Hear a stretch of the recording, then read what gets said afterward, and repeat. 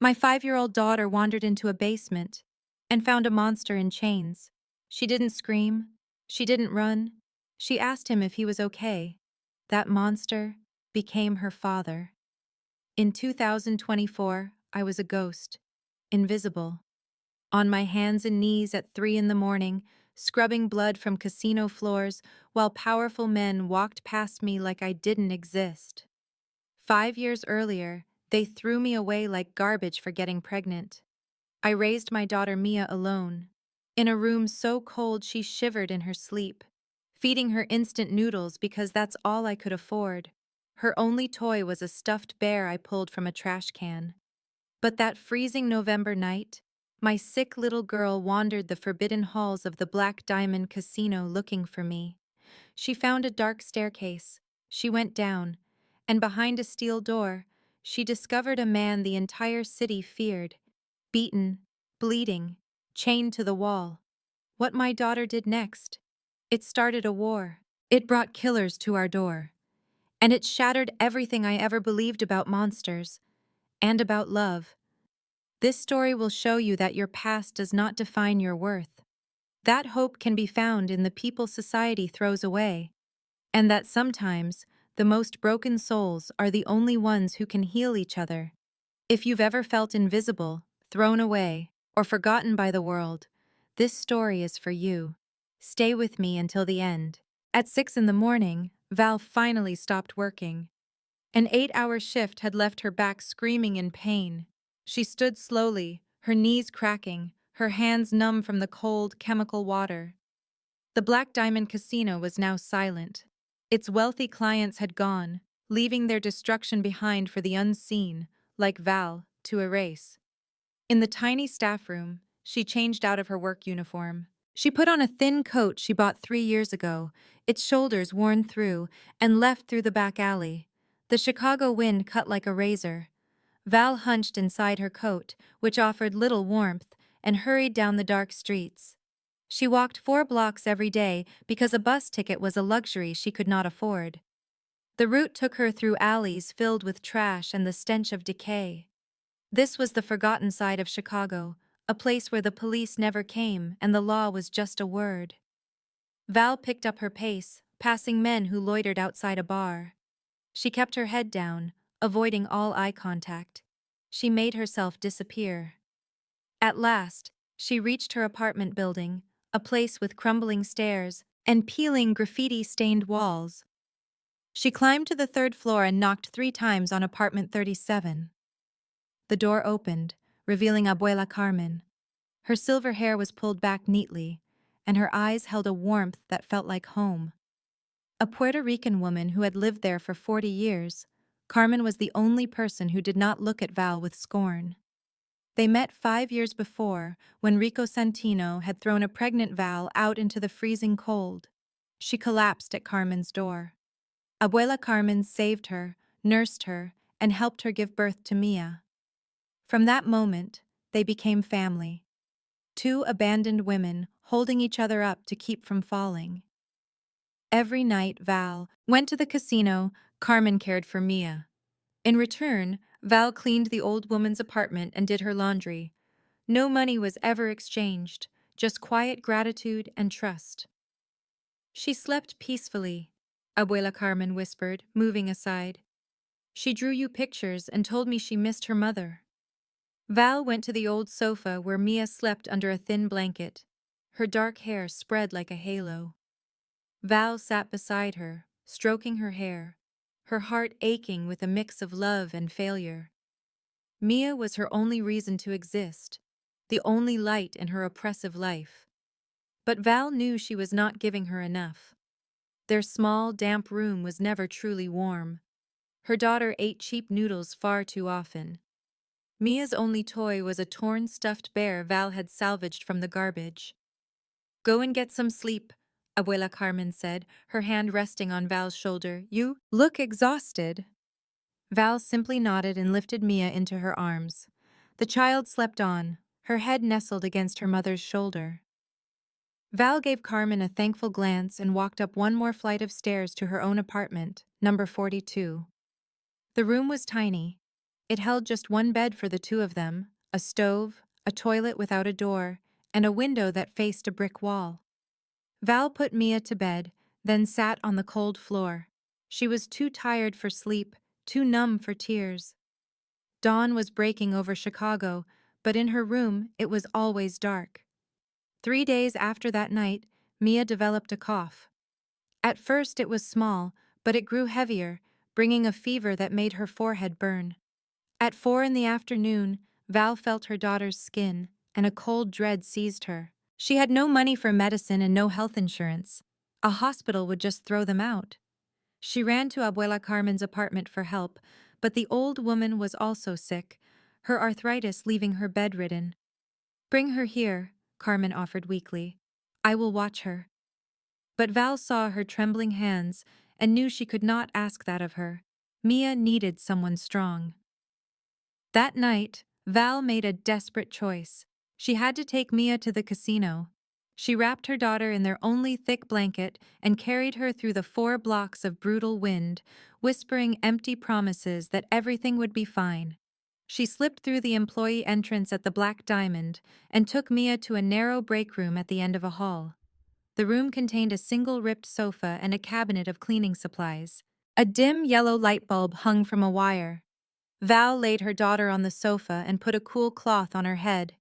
She knelt and held Mia's hand tightly. "Listen to me," Val said, her voice shaking. "You must stay in this room. Do not go outside. It is dangerous here. I will come check on you every single hour. Promise me." Mia nodded, her eyes trusting her mother completely. Val kissed her forehead and went to start her shift, her heart like a stone in her chest. The hours were agony. Val worked on autopilot, her mind fixed on her daughter. She returned every hour just as she promised. Each time, Mia was sleeping, her fever seeming to go down. But at 2 in the morning, when Val went back for the 5th time, the sofa was empty. The blanket lay there, still warm, but Mia was gone. Val's heart stopped. She rushed into the hallway, her eyes scanning everywhere, fighting the urge to scream. She checked the kitchens, the locker rooms, the restrooms. Her child was nowhere. Mia had woken up at 1:30 in the morning. The fever made her thirsty, and being alone made her afraid. She went to find her mother, but the long hall of identical doors confused her. She wandered left, then right. The distant sound of music and the sharp smell of smoke hung in the air. Then she noticed a dark staircase leading down. She thought her mother might be working down there. So she went, one step at a time, her hand tracing the damp wall. The basement was not like the rest of the casino. There were no chandeliers or carpets. There was only cold concrete, rusted pipes, and a foul, musty smell mixed with something else. It was a sharp metallic scent Mia did not recognize, of dried blood. She reached the corridor's end, finding a heavy steel door left slightly open. A sliver of weak yellow light sliced through the darkness. Mia pushed the door, stepped inside, and froze. The room was dim, lit by one flickering bulb. A man was slumped against the wall. Thick iron chains bound his arms and legs to hooks in the concrete. His clothes were shredded, his face a mask of bruises and blood. A rough beard covered his square jaw. But his eyes, a stormy gray, burned with intensity when they landed on the small girl in the doorway. Mia had no idea who she was seeing. She did not know this man was Nathaniel Corsetti, Chicago's most powerful mafia boss, a man the entire city feared. She saw only a person who was hurt, trapped, and alone. He looked like the stray dogs she saw in the alleys, chained up and left to die. The man stared at Mia. In that moment, the coldness in his gray eyes shattered. As if a blade had just pierced his chest, he did not scream, not. He did not beg for help. He did nothing a captive would do when seeing a chance for freedom. Instead, his voice came out, rough but solid. "Little girl, you need to leave this place now. It is not safe here." Mia did not run. She stood her ground, tilting her head. Her wide brown eyes showed no fear. She was only curious. with a compassion only a child could possess in such a cruel world. "Does it hurt?" she asked, her voice a soft whisper. "Are you crying?" Nathaniel Corsetti was a man who ordered executions without a second thought. His name alone made Chicago tremble. Yet he was speechless, unable to answer the question from a 5-year-old girl. Before he could find words, heavy footsteps echoed from the hall. They grew louder, mixed with the harsh laughter of 2 men. Nate's eyes widened. He glanced at the door, then back to Mia. His voice became urgent, but it was still strangely calm. "Hide behind that wooden crate," he said quickly, nodding toward the corner where a large box was sitting. "Do not make a sound until they are gone. Whatever happens, you stay hidden. Do you understand?" Mia nodded. The instinct for survival, learned from years on the streets, made her obey instantly. She scurried to the corner and curled up behind the crate. She wrapped her arms tightly around her knees, her heart hammering against her ribs. The steel door crashed open. 2 guards entered, bringing the stench of liquor and smoke with them. One was tall and thin, the other short and stout. Both had guns on their hips and cruel smiles on their faces. The tall one sneered at Nate. He delivered a hard kick to his stomach, making him double over. "The great boss. What now? Do you know what happens tomorrow night? You are going to disappear. Nobody will ever find you, and Carlo will take your throne." The shorter guard laughed and spat in Nate's face. "I heard you used to kill people without blinking. Look at you now, like a dog on a chain. This is perfect." Nate remained silent. He just lifted his head, his gray eyes locking onto the 2 men with a terrifying chill, as if he were memorizing their faces for a future reckoning. The guards laughed some more, kicked him again for their own amusement, and then departed. Their footsteps faded down the hall. When the door shut and silence filled the room, Mia crawled out from her hiding spot. Her eyes were red and full of tears.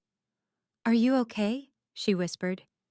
She stepped closer, looking at the fresh bruises on his body. "Did the bad men hurt you badly?" Nate looked at her. For the first time in 3 days of being held captive, he felt something other than rage and despair. This little girl reminded him of someone. A 4-year-old boy with eyes just like his. A boy who loved strawberry ice cream and dinosaurs. A boy who called him Dad every morning. A boy who died in an explosion 3 years ago with his mother, leaving an emptiness in Nate that could never be filled. "I am fine," he said.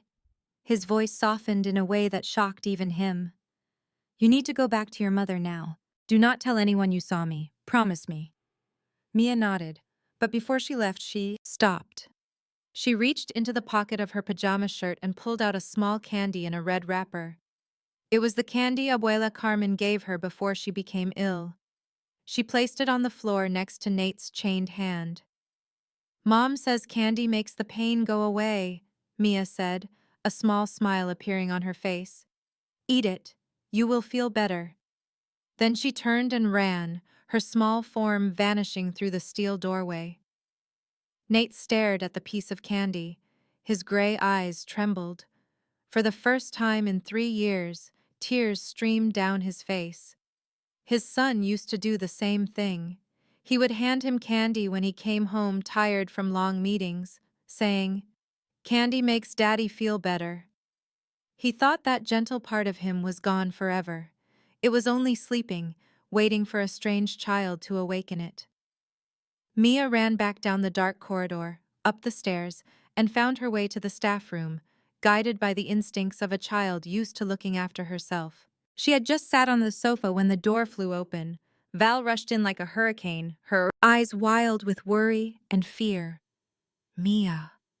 Val fell to her knees in front of her daughter.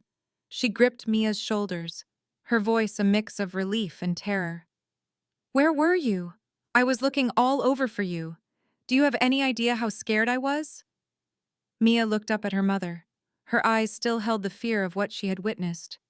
"Mom," she whispered, "I went to find you, but I got lost. I went downstairs and saw a man. The bad men locked him in the basement. He was chained to the wall. Mom, he was like Mr. Johnson's dog, the one tied up in the yard that no one ever feeds. Val froze. The blood turned to ice in her veins. She knew about that basement. Everyone who worked at the Black Diamond knew. It was a place you never went, where traitors and enemies were taken, never to be seen again. Nobody spoke of it. Nobody acknowledged it. And nobody ever went down there without an order. You can never tell anyone about this, Val said, her voice so sharp it made Mia flinch. Do you understand me? Not a single soul. This is a very dangerous place, and if they find out you were down there, if they know what you saw. She could not finish. She could not imagine what would happen. But Mom, Mia said, tears welling in her eyes. He is going to die. I heard the bad men. They said, tomorrow night he'll disappear. They hit him, Mom. They kicked him in his stomach. He did not cry, but I know it hurt him. Val wanted to cover her ears. She wanted to pretend she heard nothing. She wanted to take her child and run from this place and never look back. But then Mia continued, her voice barely a whisper. He protected me, Mom. When the bad men came, he told me where to hide. He was chained up, and he was still worried about me. Mom, you always tell me that good people have to help other people. He is a good person. Val looked at her daughter, into those honest eyes so full of faith, and felt something break inside her. Her child still believed in good. She believed in justice, in all the things Val had given up on long ago. How could she tell her that life was not fair, that good people often died, that sometimes you had to close your eyes to survive? That night, after bringing Mia home to sleep next to Abuela Carmen, Val went back to the casino, her thoughts a whirlwind. She did not know what she was doing as she walked to the area near the basement. Georgie, the old guard, sat on a wooden chair, reading a paper under a dim light. Georgie had worked there since before Val was born. He was one of the few who treated her like a person, not a ghost. He never judged her. He never looked at her with hunger or scorn.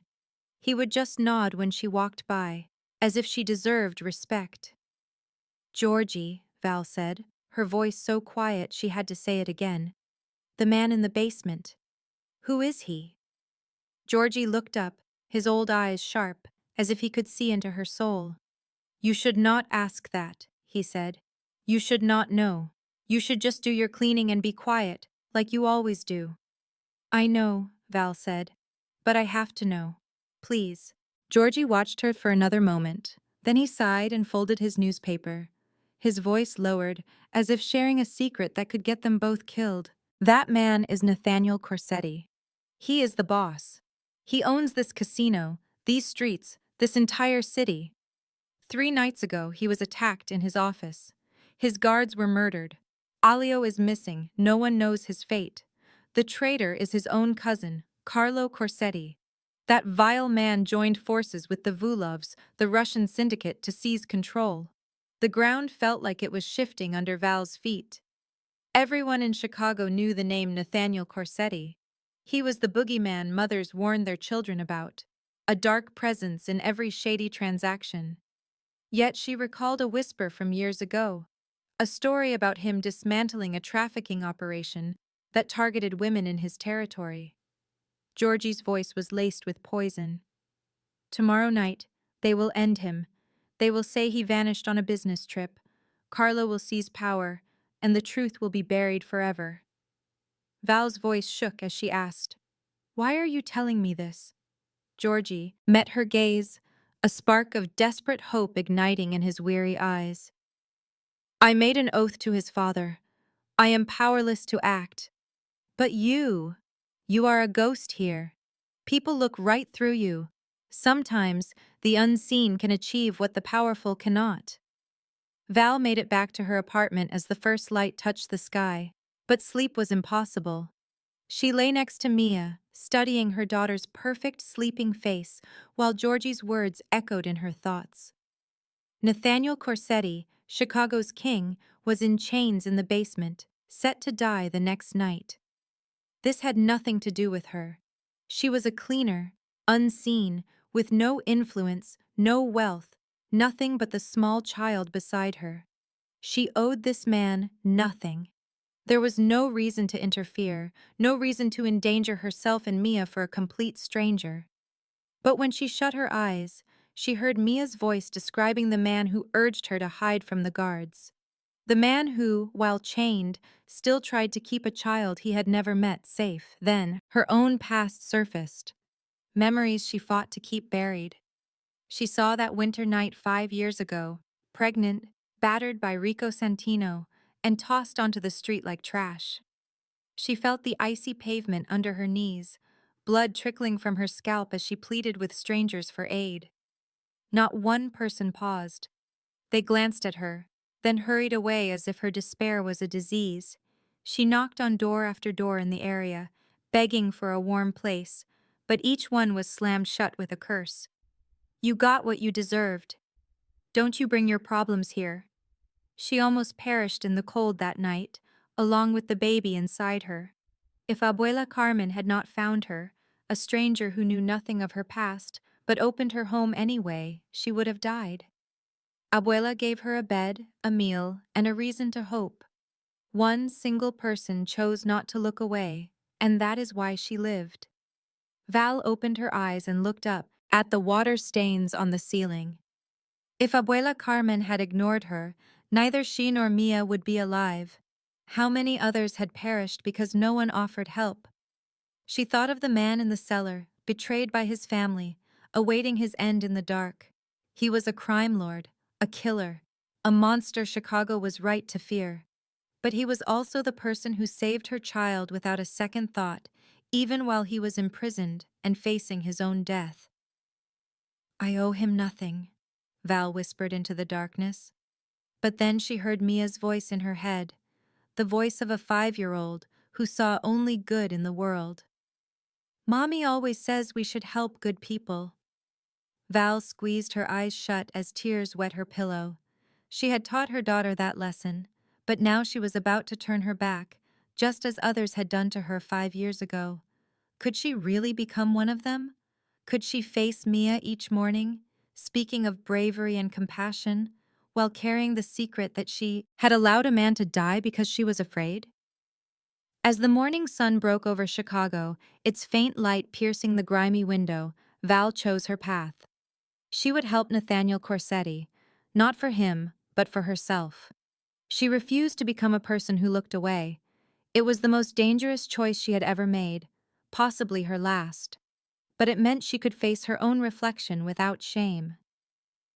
That evening, Val told Georgie she needed to clean the basement. The old man watched her for a long time, his eyes searching hers, and seemed to understand. Without a word, he gave her the key and a slight nod.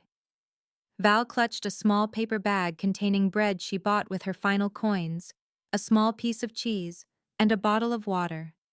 It was a meager offering, but all she could manage without being noticed. Her steps resonated in the dark hall.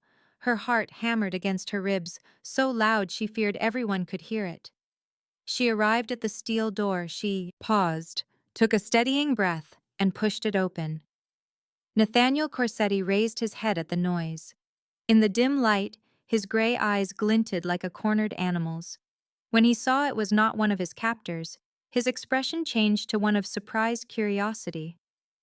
"You are the little girl's mother," he stated, his voice raspy from thirst. Val went still, surprised he knew. "How?" "You share the same eyes," Nate answered, his gaze fixed on her. "I also saw you walk past this room 3 nights ago with your bucket. You heard me make a sound, but you kept walking. You never looked inside. You were terrified. That kind of fear means you have something important to protect."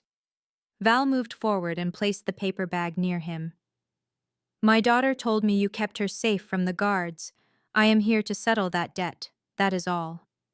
Nate glanced at the bag but made no move to take it. "Do you have any idea who I am? I am Nathaniel Corsetti, the boss, the man who controls this casino and all of Chicago. Do you know the things I have done to hold this power?" Nate's tone was not a boast or a threat. It was a challenge to see if she would flee. "How many have I killed? How many lives have I ruined?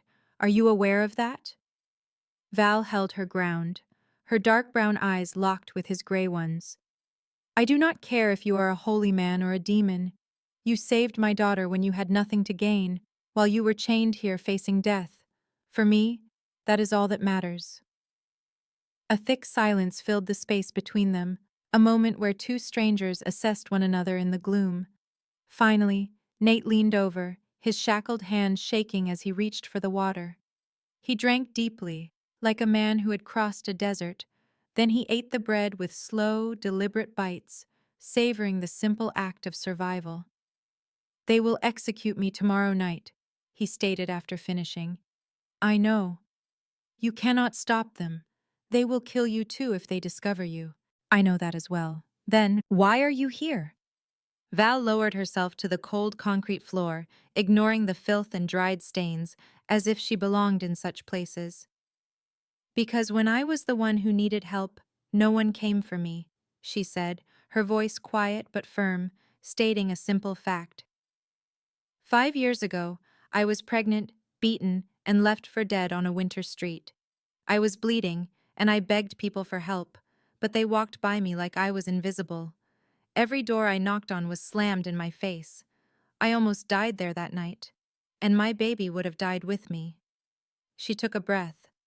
But one person stopped. An old woman who knew nothing about me saved my life. Because of that one person, I survived. Nate watched her, and for the first time, the chill in his gray eyes vanished. They became deep and pained, as if he recognized his own isolation in her story. What is your name? He asked, his voice softer than he expected. Valentina. Most people call me Val. Valentina, he said again as if the name to his memory. It is a beautiful name. It means strength and health. My mother chose it. She wanted me to be tougher than she was. She had no idea how tough I would need to be. Nate offered a small smile, his first in days. It was strained but genuine.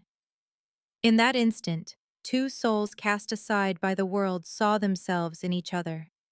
They were not a crime boss and a cleaner, but two people who had hit rock bottom and were fighting their way back. After that night, Val started doing something she never thought she would. She started to pay attention. For years at the Black Diamond, her survival depended on being unseen. She kept her head down and her eyes averted. She heard nothing, saw nothing, and knew nothing. But now, she understood that her invisibility could be a strength. Nobody looks twice at a janitor on her knees scrubbing a floor. People do not quiet their conversations when a phantom with a cleaning cart rolls by. They never guessed that the woman they ignored was listening to everything. She listened to every word. The night after she met Nate, Val requested the third floor. Carlo Corsetti's office was there. She went at 2 a.m. Carlo was gone after a long meeting, leaving behind stale liquor and full ashtrays. Val worked slowly. Her eyes moved across his desk, looking for anything she could use. She found handwritten notes, numbers, names, and addresses. She did not know what they meant. But she pulled out her old phone, a $20 device from a pawn shop, and took pictures of everything. Her hands trembled on the button.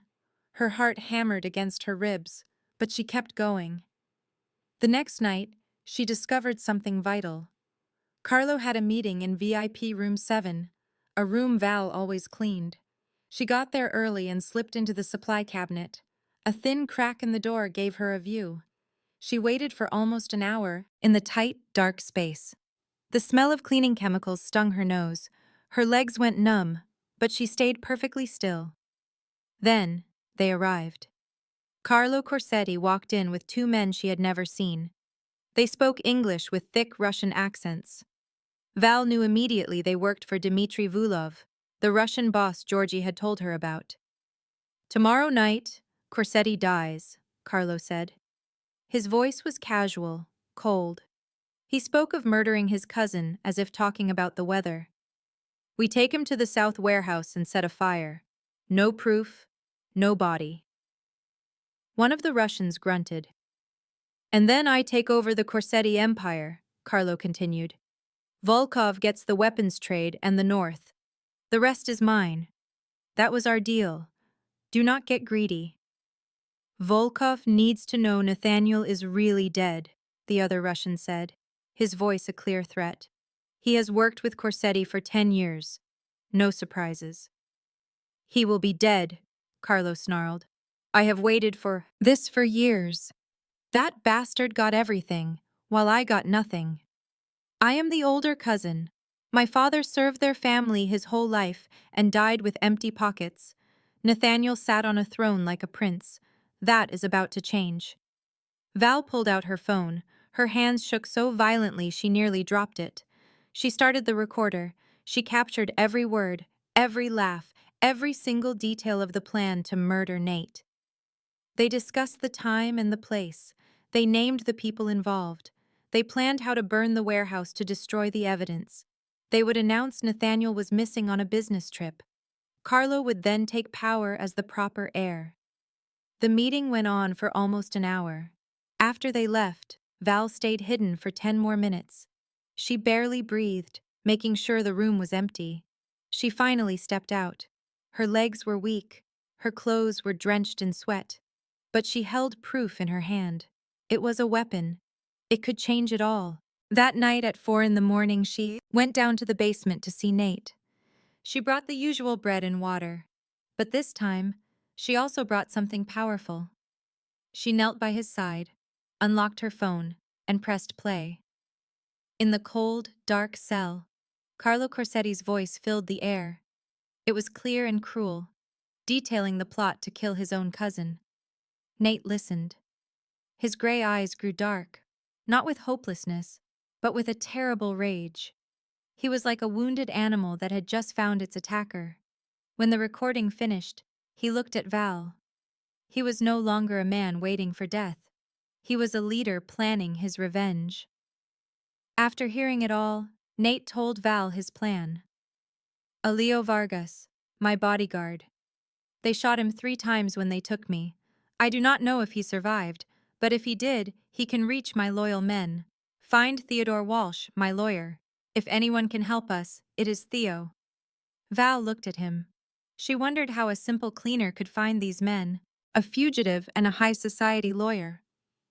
But she did not ask. She just nodded and left. She had learned a hard lesson in life.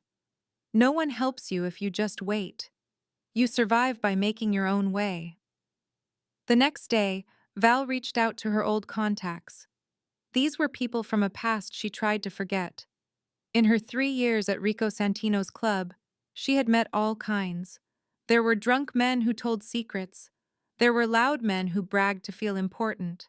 And there were men who owed her for keeping quiet. She went to one of them, an information dealer named Mickey. He knew everything about Chicago's criminal world. Mickey was stunned to see her. He thought she was dead. He never expected her to seek him out. I need to find Alio Vargas, Val said. Her voice was steady and cold. She was not the scared girl from 5 years ago. I do not know, Mickey answered, but he could not meet her eyes. You know, Val said, and you will tell me. You owe me. Remember that night? You were drunk and told me about your business with the Vulovs. If people found out about that, how long would you last? Mickey turned white. 5 minutes later, Val had an address. Alio was in a derelict hospital on the west side. A former prostitute had rescued him and was keeping him hidden. Val found him on a broken cot. His chest was covered in bloody bandages, his face was pale from losing blood, but his eyes blazed when he learned Nate was alive. Alio wept.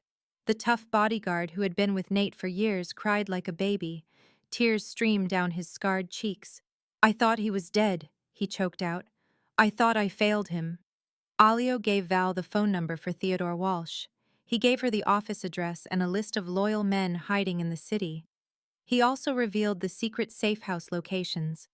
Val memorized it all, then left, leaving Alio some. She was down to her last dollars, which she had spent on food and medicine. Finding Theodore Walsh was proving more difficult than she imagined. He was a famous lawyer with an office in the city's most expensive district. It was not the kind of place a person like Val could walk into without being thrown out. So she waited. For 4 hours, she stood outside his building in the freezing cold. Finally, at 9 in the evening, he came out alone. "Mr. Walsh," she said, stepping from the shadows. He jumped, his hand moving inside his coat as if grabbing a gun. "Who are you? What is it you want?" "I have a message from Nathaniel Corsetti," Val said in a rush. "He is alive. He is asking for your help." Theo's eyes grew wide. He scanned the street, afraid someone was watching, then pulled Val into a shadowy alley. "What did you say? Nate is alive? How could you know that? Who are you?" Val showed him her phone and played the recording from the meeting between Carlo and the Russians. Theo listened, his expression turning from disbelief to horror and finally to rage. After the recording finished, he stood frozen for a long time, his hands clenched into tight fists. "My God," he whispered, his voice trembling.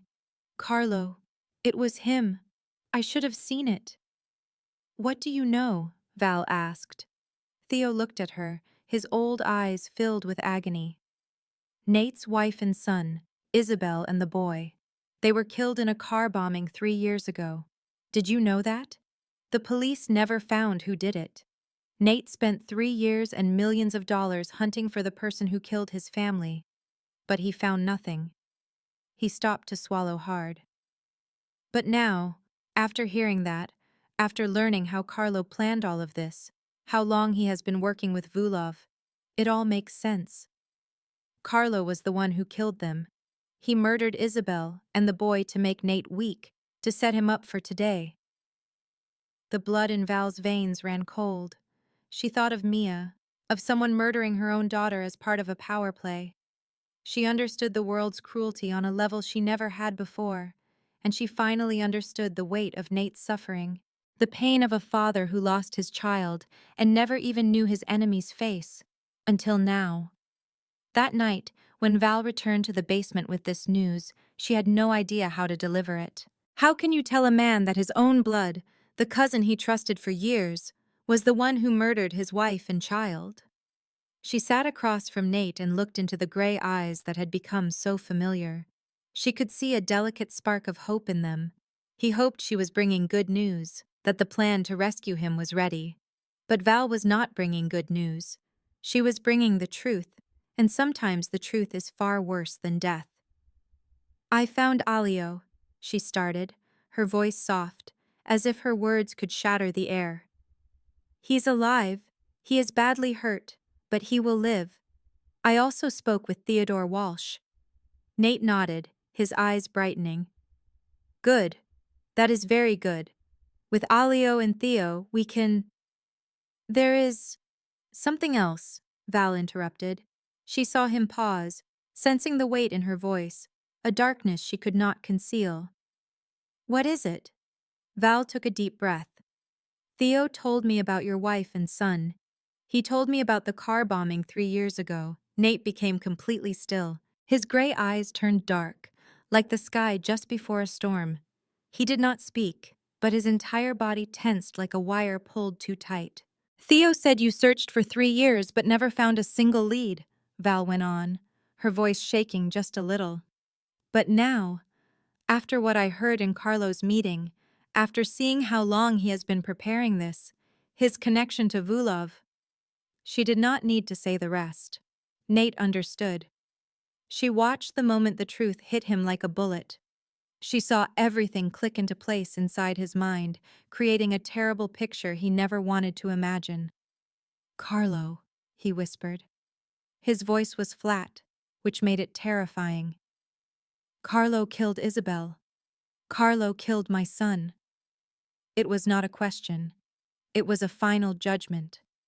Val simply nodded, unable to find any words that could stand against the pain she was witnessing. Nate sat there, motionless, his gray eyes looking at nothing.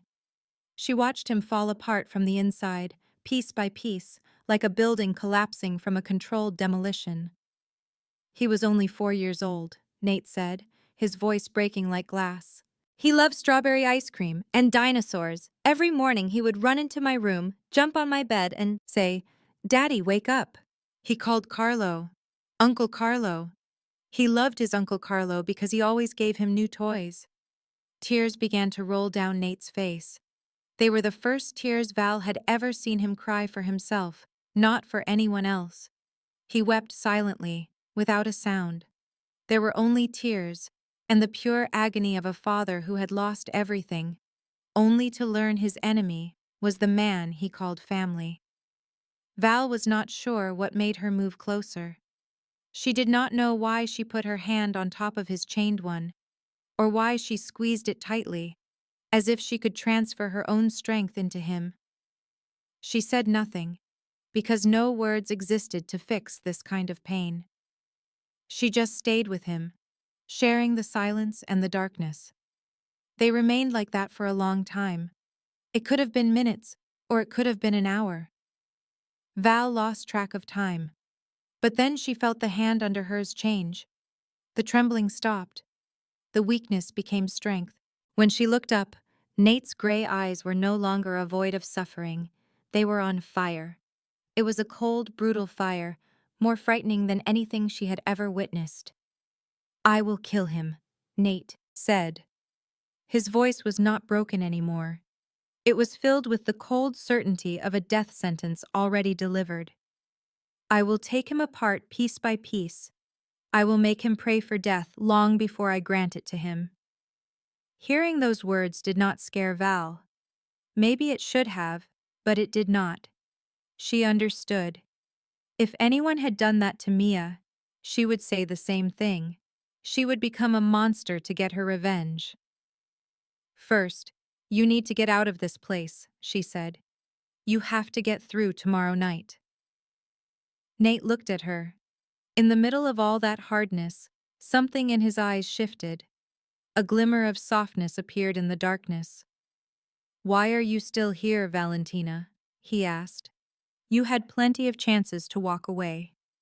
Val looked back at the man in chains, covered in blood, who had just been told the cruelest truth of his life.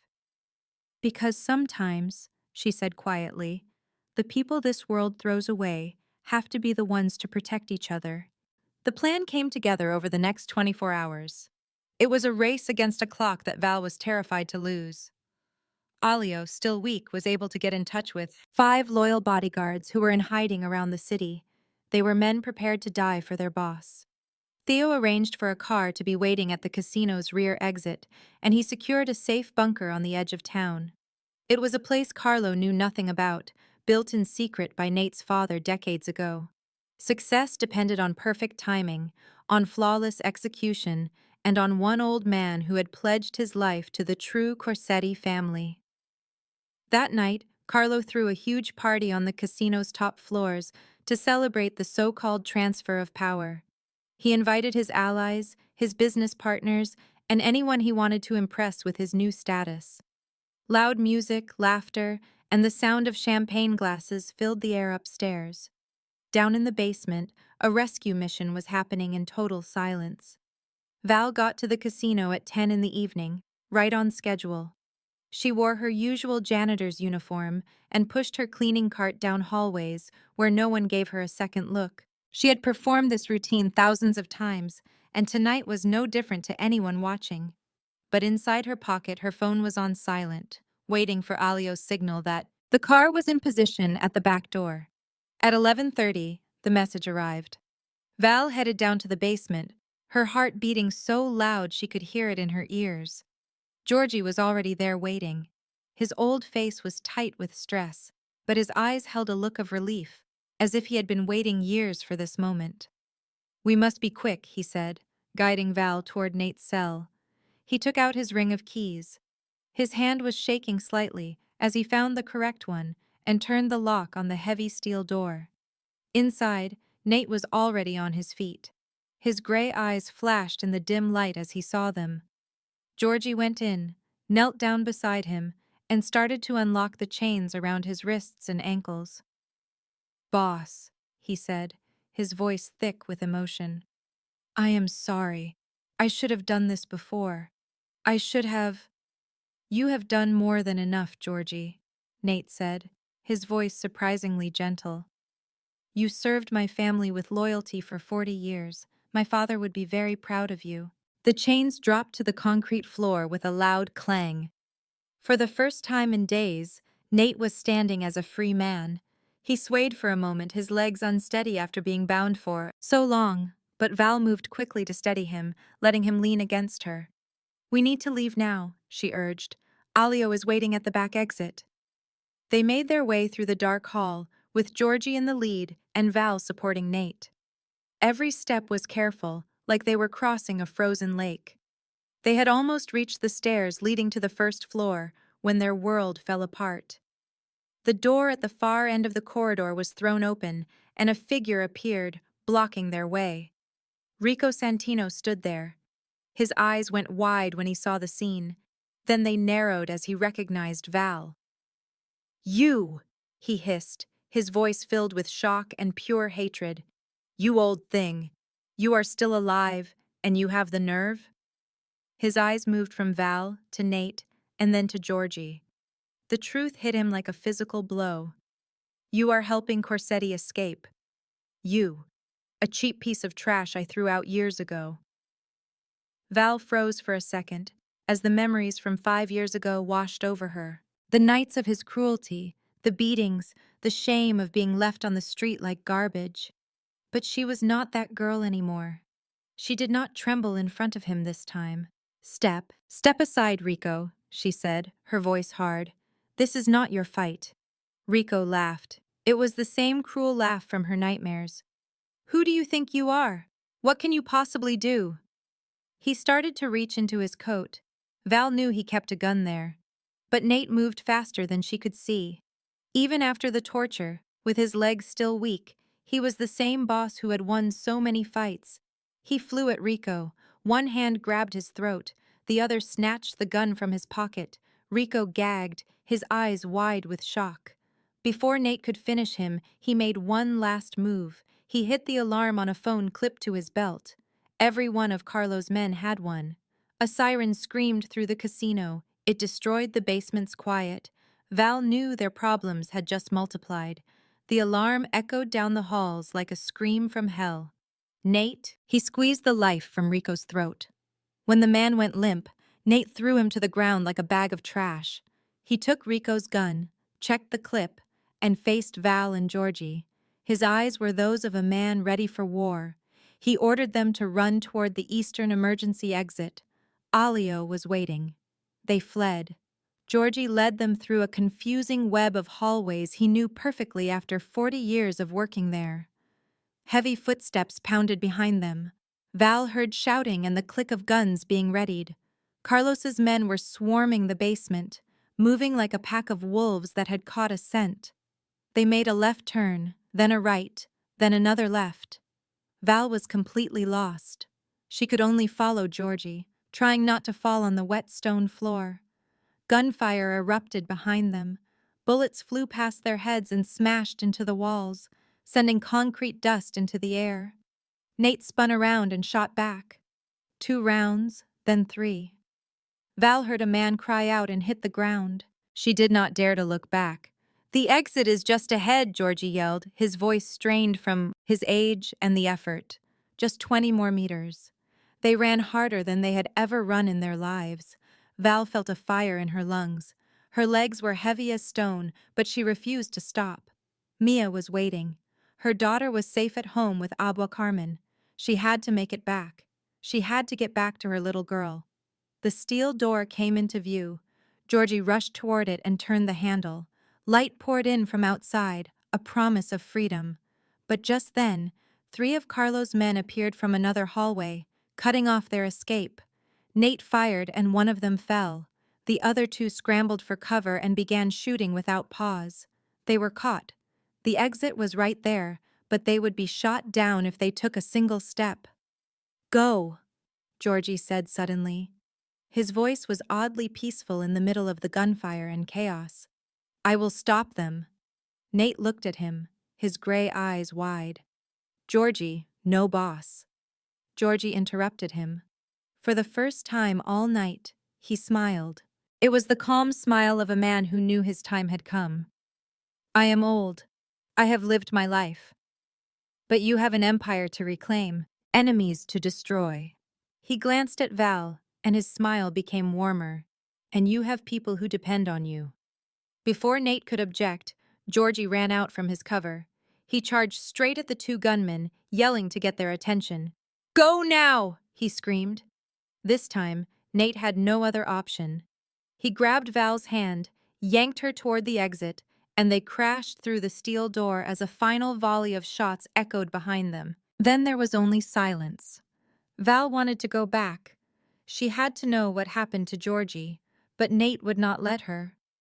He pulled her down a dark alley behind the casino where a black SUV was waiting with the engine running. Alio was in the driver's seat. His face was pale from wounds that were still healing, but his eyes lit up when he saw Nate.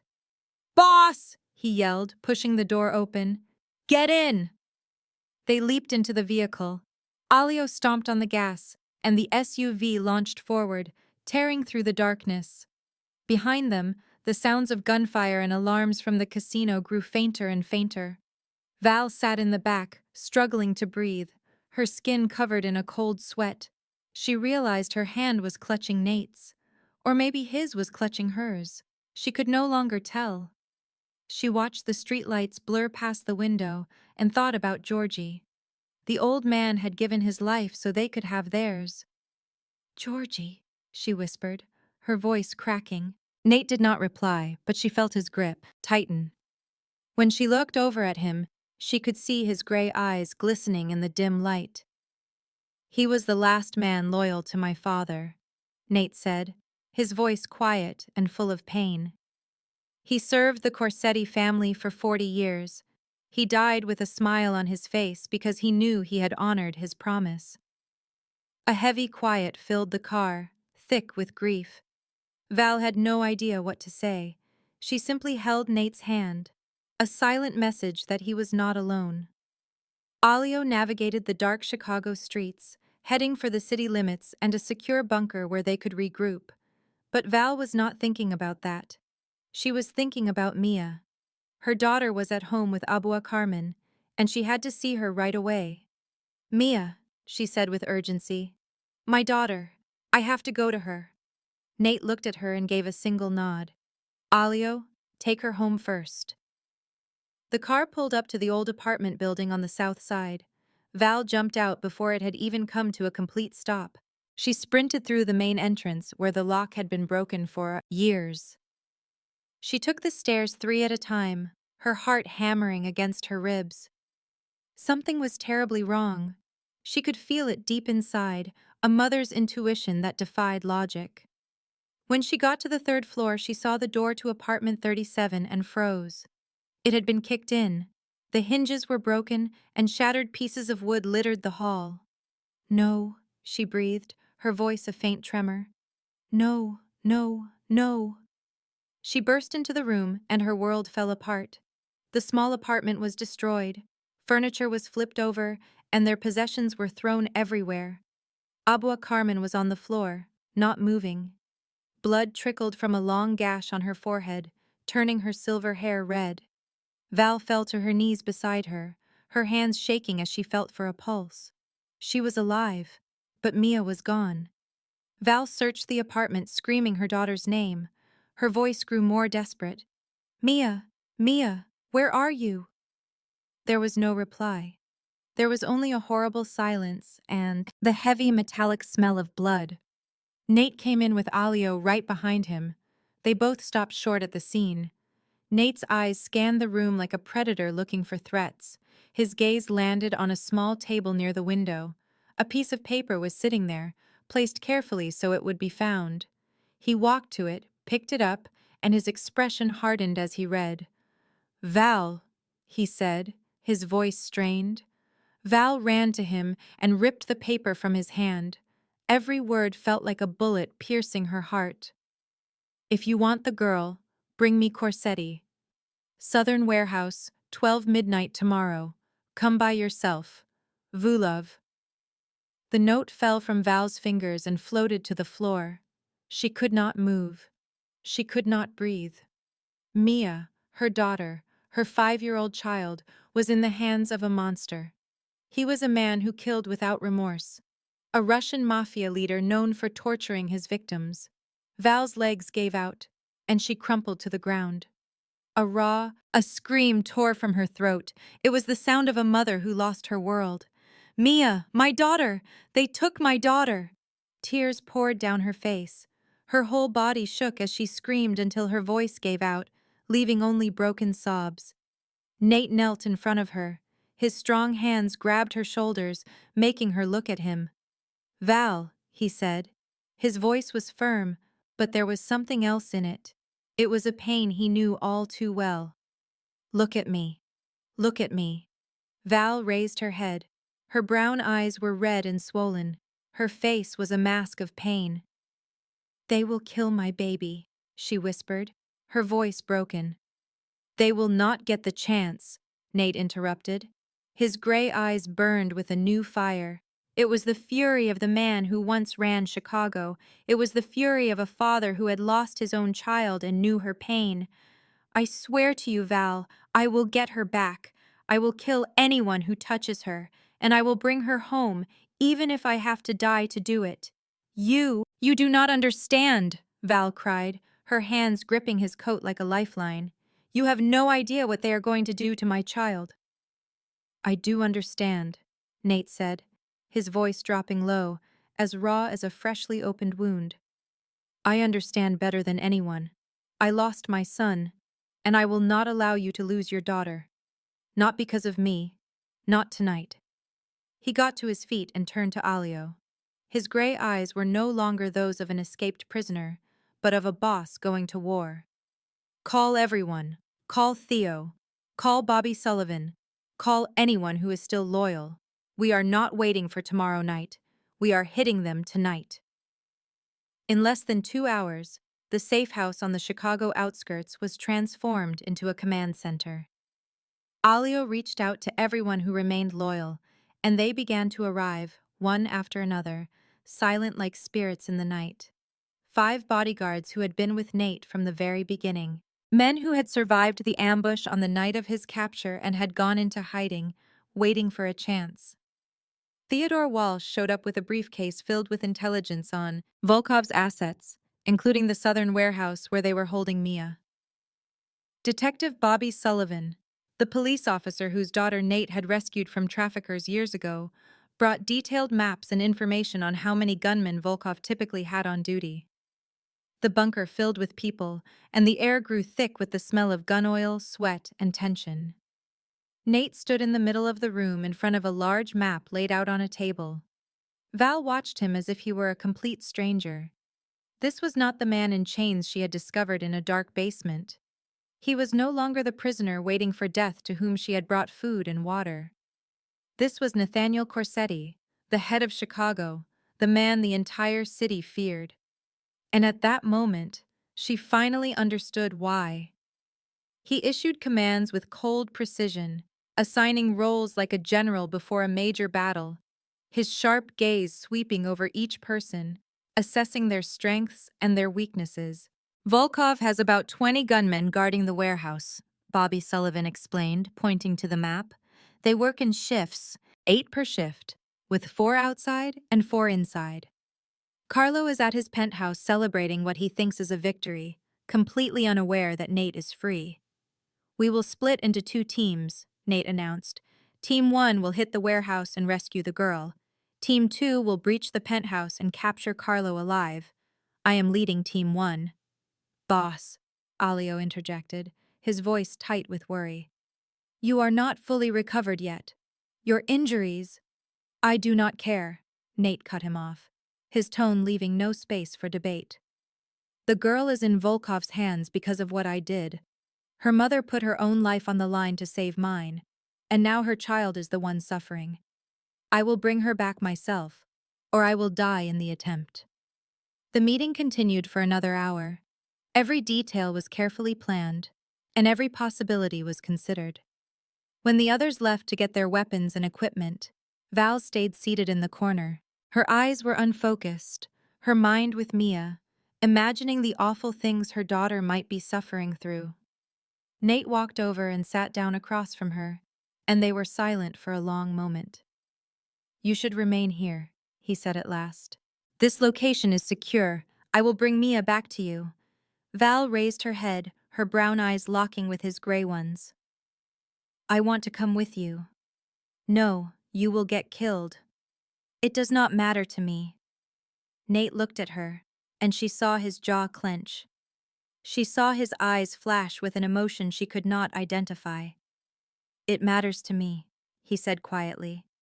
What do you think this fight is about tonight? My business? Money? Power? He leaned in, closing the space between them.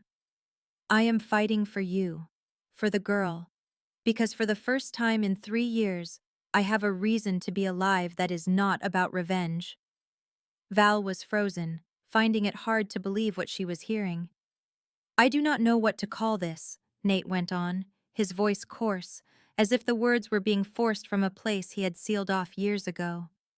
When you entered that dark room with bread and water, when you saw me as a human being instead of a monster, when you held my hand the night I learned the truth about Isabel and my son, you changed something inside me.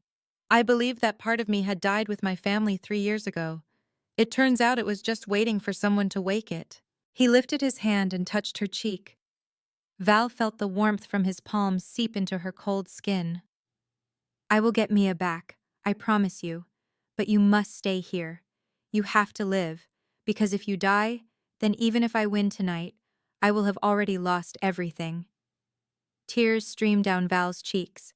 She was not sure if they were from her fear for Mia, from the impact of Nate's words, or from both. She grabbed his hand against her face and held it tightly, as if it were the only thing keeping her afloat in a dark sea. You must come back, she said, her voice unsteady.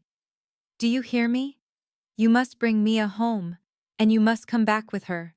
You are not allowed to die. Nate smiled, the first smile she had seen on his face that was free of pain or bitterness. It was a true smile, gentle and warm enough to make her chest hurt. I will try, he said. For you. Then he stood and rejoined his men, and Val watched his back, praying to any god that might be listening that this would not be the last time she saw him. The southern warehouse was located on the edge of an abandoned industrial area. It was a huge red brick building with broken windows and weeds strangling the ground around it. The night was moonless. The darkness covered everything like a black cloth. And that was precisely the cover Nate required. His team approached from 3 directions, as silent as phantoms, taking out the outer guards before they could sound an alarm. Nate led the main unit, gun in hand, his gray eyes scanning the shadows with the intensity of a predator. He had done this hundreds of times before, storming enemy compounds and leaving with blood on his hands. But this time was different. This was not about power or money. This was for a 5-year-old girl who had offered him a piece of candy when he was chained to a wall, and for the mother who had rescued him when the entire world had abandoned him. They burst into the warehouse through a rear entrance. Gunfire ripped through the quiet. Shouts echoed. Boots pounded on the floor. Bullets tore into walls and through bodies. Nate fired without pausing. Every shot was precise and fatal as he moved through rusty shelves and old shipping containers, like a storm of destruction. Alio was at his side, covering his flank. His wound was not fully healed, but he fought as if there were no tomorrow. They pushed deeper into the warehouse, leaving bodies and pools of blood spreading on the concrete floor behind them. Then they entered the main chamber, a vast open space in the center of the building, where Dmitry Volkov was waiting with a cruel smile. He was about 50, with short silver hair and a scarred face hardened by surviving too many conflicts. Next to him, one of his men held Mia, with a knife pressed against the child's throat. Val could see the girl shaking, tears staining her cheeks, but she was not crying out, as if she already understood that crying would not help her. Corsetti, Volkov said, his voice heavy with a Russian accent and disgust. You arrived sooner than I anticipated. I thought you would wait until tomorrow night as we had arranged. Let the girl go, and we can be anywhere you want, Nate responded, his voice ice cold. His gray eyes never strayed from Mia or the blade at her neck.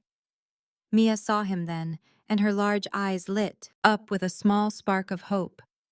"Uncle Candy," she whispered, her voice trembling, but no longer filled with terror. Nate felt his chest tighten at her words. Memories of his own son came rushing back. Of a 4-year-old boy who had called him silly names just like that. A child who was now dead because of a betrayal of blood. He could not allow it to happen again. He would not allow it to happen again. "What is it you want?" Nate asked, his eyes locked on Volkov as his mind raced, calculating every possible action. "Your life." Volkov laughed. "You trade your life for the girl. A fair exchange, is it not? A boss for a worthless child. That seems like a very good deal to me." Nate nodded slowly, as if he were thinking it over. "Fine, let the girl go. Your gun first." Nate placed his gun on the ground and raised his hands. Volkov signaled for his men to advance. And at that very second, a single gunshot came from above, from a broken window no one had seen. Alio, now a sniper, had climbed up there while Nate created a distraction, and his bullet went straight through the head of the man holding Mia with deadly accuracy. Chaos erupted. Nate lunged toward Mia, wrapping her in his arms and using his body as a shield. As bullets flew, one round tore through his shoulder, the pain burning like fire. But he did not stop. He clutched the trembling child and rolled behind a shipping container, sheltering her from the storm of gunfire that was tearing the room apart. The fight was vicious. Nate's team took heavy casualties. 2 men died in the first minutes, but they held their ground. One after another, Volkov's men fell. Positions were taken. Ground was retaken until only Volkov was left, wounded in the leg, slumped against a wall with an empty gun in his hand. Nate walked toward him, blood streaming from his shoulder down his arm, his gray eyes steady. "You know what comes next," Volkov sneered, defiant even as death stood inches away. Carlo will find me after I am done with you," Nate cut him off. He raised his gun, and without saying another word, pulled the trigger. Volkov collapsed, his head snapping back before falling to the side, his eyes staring blankly at the warehouse ceiling. Nate turned and walked back to the little girl. Mia was curled up behind a container. Her eyes were wide with both fear and trust. He knelt and gently put his arms around her. Mia wrapped her arms around his neck and cried. "Uncle Candy," she sobbed. "I was so scared. I want my mommy." "I know," Nate said. His voice was so soft, it was impossible to believe he had just killed Vulov without a second thought. "I am taking you to her right now. I promise." While Nate's team hit the warehouse, a second team stormed Carlo's penthouse. They took him easily. Carlo was drunk, celebrating his victory. He was unconscious and tied up before he knew what was happening. Now, he kneeled on the concrete floor of a secure bunker. His hands were bound. His face was bruised and swollen. Standing over him was Nathaniel Corsetti, the cousin he was sure was dead. Val watched from a corner. Mia was sleeping in the next room. Nate's doctor had already checked her and said she had no injuries beyond shock. Val did not want to be here. She did not want to see what was coming. But she had to know the truth. She had to hear it from the man who almost got her daughter killed. "Cousin," Nate said. His voice was so cold it felt like the air was turning to ice. "I know you killed Isabel and my son." Carlo raised his head. His eyes, already red from alcohol, were now wide with fear. I... How do you know about her?" Nate asked, gesturing to Val. "The woman your entire world treated like nothing. She figured it all out when nobody else could." Carlo looked at Val, his eyes filled with pure hatred. "That piece of trash? You let A gunshot exploded. The bullet ripped through Carlo's knee, shattering bone. He screamed and fell to the floor. "Do not ever call her that," Nate said, his gun still smoking. "Next time, it will be your other knee. After that, it will be what is between your legs. I will keep going until there is nothing left of you." Carlo twisted on the floor, his tears mixing with blood and snot. He was a pathetic, broken man. a man who believed he would rule all of Chicago. All right, he screamed, his voice twisted with agony. I will talk. I will tell you everything. And he did. He confessed his hatred for Nate, a hatred that had festered for years. He hated that Nate inherited everything while he, the older cousin, was left with nothing. He described contacting Volkov 5 years ago, building the plan piece by piece to steal the throne. And he spoke of the car bomb 3 years prior. He told them how he hired the men to plant the explosive in Isabel's car. He described watching from a distance as it detonated, killing Nate's wife and son. I did not think the boy would be in the car, Carlo cried, his voice trembling as if that changed anything. I only wanted to kill your wife, to break you, to make you easier to manage. I did not know you were taking him to school that day. Nate stood perfectly still, his gray eyes fixed on Carlo. Val saw Nate's hands shaking, not from fear, but from the effort of containing a rage that could set the world on fire. My son was 4 years old, Nate said, his voice terrifyingly calm. He called you uncle. Carlo, he adored it when you gave him toys. He would run to you, wrap his arms around your legs, and just laugh. Carlo's words were a choked sob, tears mixing with the blood on his face. Please, brother, we are family. My father was your father's brother. You cannot do this. You murdered my family. Nate's voice cut through his begging as he closed the distance, the gun steady on Carlo's forehead. You murdered my 4-year-old son. You murdered my wife. You stole everything from me and left me in hell for 3 years, never knowing who to hunt. Do you really believe blood means a thing to me now? Carlo screamed and pleaded and cried. But Nate was no longer listening. He just stood over the man who had ruined his world. His gray eyes held no mercy, no doubt, only the cold finality of underworld justice. My son, Nate said, his voice like fracturing ice. His name was Marcus. You were his trusted uncle. You brought him toys while you were planning to make sure he never laughed again. He wanted to fly to the stars when he grew up. Now he will never grow up. Nate pulled the trigger. The shot ripped through the bunker, followed by absolute silence. Carlo Corsetti was a lifeless form on the concrete floor. Blood bloomed from the hole in his head, his eyes frozen wide in a look of unending terror. Val had watched it all from a corner of the room. She felt no fear. She understood completely. In their world, this was the only kind of justice there was. And sometimes, justice was stained with blood. 3 months had passed since that night, and Chicago had settled back into its old rhythm, at least on the surface. Nathaniel Corsetti had taken back everything. The Corsetti empire was now stronger than it had ever been. Once the traitors had been removed and the loyal ones understood the cost of betrayal, he began to change how things were run. He closed down the clubs that men like Rico Santino had operated. He completely dismantled the human trafficking rings he had always hated and moved money into legitimate businesses, away from narcotics. People whispered that the boss was different now, that his brush with death had made him soft, but Val knew the truth was far more complex. She knew Nate was just as ruthless as he needed to be. He was still a man who could kill without hesitation to protect what was his. But he was also the man who had carried Mia out of that blood-soaked warehouse. The man who had vowed to protect her and her daughter, no matter the cost. Val and Mia now lived under Nate's watch, in a secure apartment in a quiet, middle-class area, a world away from the South Side slums they had called home for years. Their 2-bedroom place was clean, with huge windows that looked out onto a park. The heating worked, and the fridge was never empty. It was heaven compared to the damp, single room they had shared before. Still, Val refused all his offers to move into his mansion.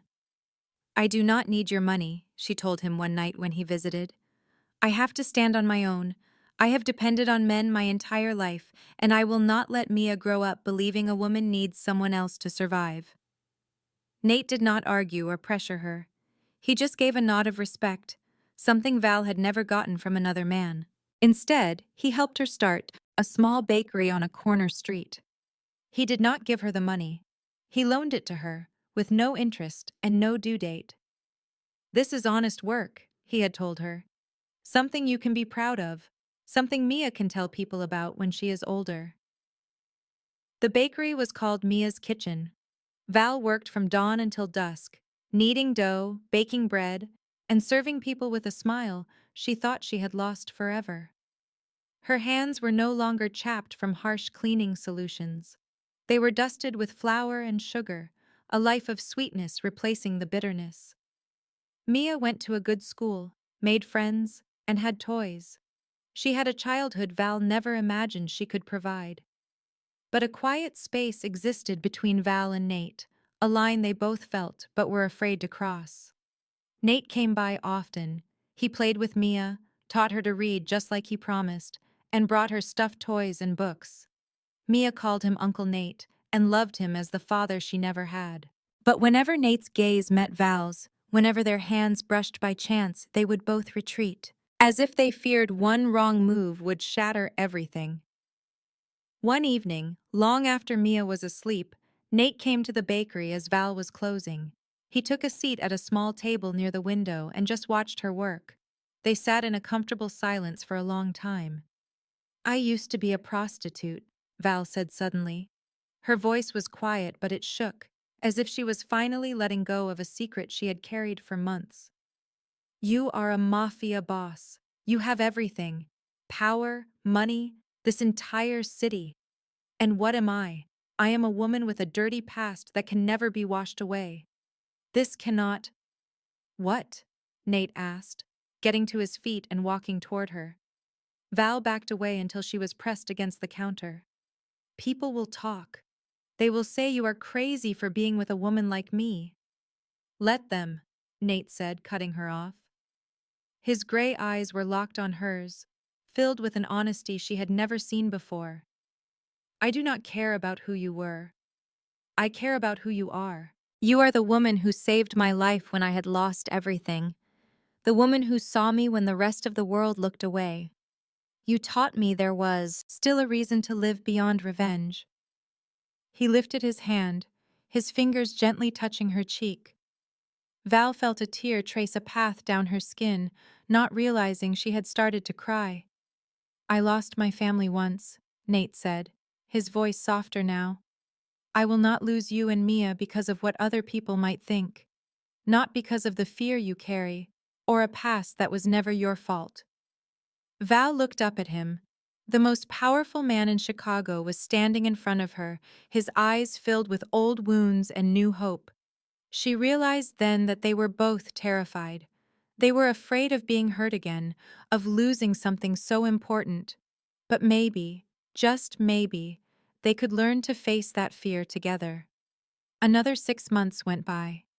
The bond between Val and Nate grew slowly, but it was strong, like roots digging deep into the earth. They never rushed things, never forced it, just allowed it to grow at its own pace. Nate would come to the bakery each evening after she closed. He would help her clean, and then they would sit and talk over coffee. Sometimes they talked about big things, other times just about the small, simple parts of their day. He had dinner with them at least 3 times a week. He learned how to make the simple meals Mia loved. He learned how to read her fairy tales, using different voices for all the characters just to hear her laugh. Mia adored her Uncle Nate. One night, as Val was tucking her into bed, the little girl asked a question that made her mother's heart ache. "Mommy, can Uncle Nate be my daddy?" Val had no answer. She just held her daughter tightly and said she would talk to him, though she had no idea what she would say. But it seemed Nate already had an answer of his own. One evening near the end of May, as spring was turning into a warm Chicago summer, he arrived to pick Val up after work. He was not in his usual black sport utility vehicle, but in a long, polished limousine. "Where are we going?" Val asked, surprised. "There is a place I want to show you," Nate said as he held the door open for her. "A place I have never shown anyone else." They drove through the city, past streets she knew, and into neighborhoods she had never seen before. The car came to a stop in front of a skyscraper that soared above the downtown skyline, one of Chicago's tallest. Nate escorted her through the grand lobby and into a private elevator. They rode to the top floor, then climbed a short flight of stairs to a metal door that opened onto the rooftop. Val stopped, stunned by the view. The entirety of Chicago stretched out before her. Millions of lights glittered like stars that had fallen to earth. Lake Michigan reflected the moonlight, and a gentle wind carried the first hints of summer. Nate walked to the very edge of the roof and looked down. Val saw his shoulders grow rigid, as if he were about to say something truly difficult. "This is my darkest place," he said, his voice quiet and far away. 3 years ago, after Isabel and Marcus were killed, I came here. I stood right on this spot, looking down, thinking one step would end all the pain. Val felt her heart stop for a moment. She moved to his side, standing close without saying a word, just listening. "I was here for hours," Nate said. "I thought about it. I thought about ending it all. But I stepped back. Not because I wanted to live, but because I had to find who murdered my family. Revenge was the only thing connecting me to this world." He turned to face Val, his gray eyes shining in the moonlight. "But you gave me another reason. A much better one." Tears welled in Val's eyes, and words failed her. Nate reached into his jacket, pulled out a small black velvet box, and knelt down in front of her. Val's heart pounded, and her knees felt like they might give out. She could not believe this was happening. "Valentina Mendez," Nate began as he opened the box. Inside was a simple silver ring, engraved with a single delicate rose. It was not an expensive diamond or a glittering jewel, but the exact thing she once told him she loved in a conversation she thought he had long forgotten. "You saved me from the darkness. You saw me when I felt invisible. You gave me hope when I believed there was nothing left. You taught me that life can have meaning beyond pain and revenge." He paused, taking a shaky breath. Val saw his eyes glistening, not from the city lights, but from his own tears. The most powerful man in Chicago was fighting to keep his composure. "I know I do not deserve you. My hands are not clean. My past is filled with sins, and my soul has a darkness. But I want to spend the rest of my life trying to be worthy of you. I want to wake up every morning and see you next to me. I want to watch Mia grow up and call me Dad. I want to build a family with you, a real one, not based on power or money, but on love." He looked directly into her eyes, his voice trembling but full of sincerity. "Valentina, will you marry me?" Tears streamed down Val's face, and she made no effort to stop them. She looked at the man on his knee before her, the man the city called a monster, who had shown her and her daughter more gentleness than anyone else. The man who nearly died for her and killed dozens to save Mia. "Yes," she said, her voice shaking with happiness. "Yes, I will." Nate stood, slid the ring onto her finger, and kissed her on the rooftop of the tallest building in Chicago, under a sky full of stars. Two souls forgotten by the world had found each other in the shadows and chose to step into the light together. The wedding was not held in a massive cathedral or a five-star hotel for the city's elite. It took place in St. Michael's, a small church on the south side. Father Patrick Brennan, the elderly priest who had been the only one not to judge Val in her hardest years, officiated. It was Val's choice, and Nate agreed without hesitation. He understood this wedding was not a display of power or wealth. It was about two people who found each other in darkness and chose to walk into the light. That August morning, sunlight streamed through the church's stained glass windows, casting vibrant colors across the worn wooden floor. The small church was filled, not with the faces of high society, but with the people who truly mattered to Val and Nate. Abuela Carmen sat in the front row, her tears already falling before the ceremony even started. The woman who saved Val 5 years before now watched her step into a new life. Val's former co-workers from her janitor days were there. They were people who had been dismissed and overlooked just like her, now wearing the best clothes they owned, proud that one of them had made it. Alio stood beside Nate as his best man, his wounds finally healed. Theo sat a few rows behind them with a rare smile on his stern face. Nate's loyal guards were also there. The men who had been ready to die for him were now watching him find his own happiness. Then the church doors opened, and Val stepped inside. She wore a simple yet elegant ivory-white wedding dress with delicate lace.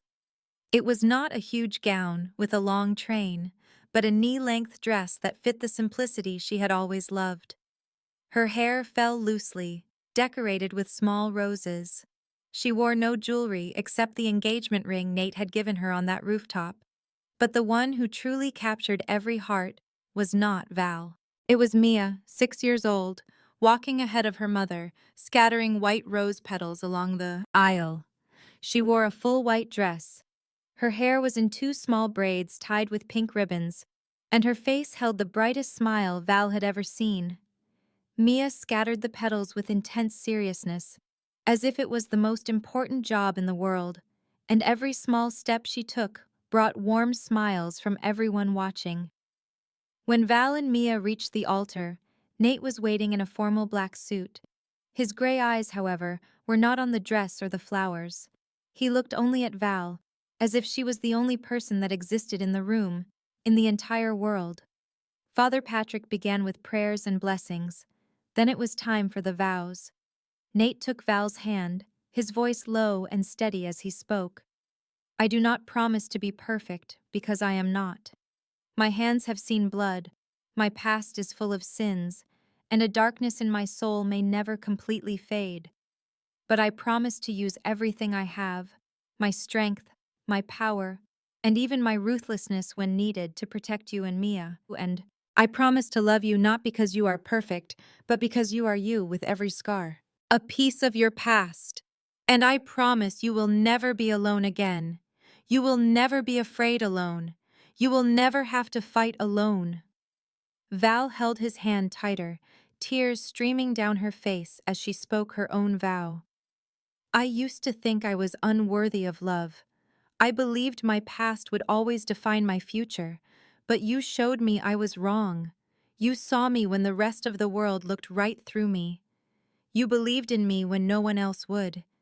You gave me strength to stand up and a reason to go on. I cannot know what tomorrow brings, but I know I want to face it with you. Through light and darkness, joy and pain." Father Patrick pronounced them husband and wife, and as Nate kissed Val, the entire church applauded. But the sound that rang loudest was Mia's happy shout, that now we are a family. She pushed between them, wrapping her arms around them both. In that moment, in a small church on the south side, three people the world had cast aside finally found their home.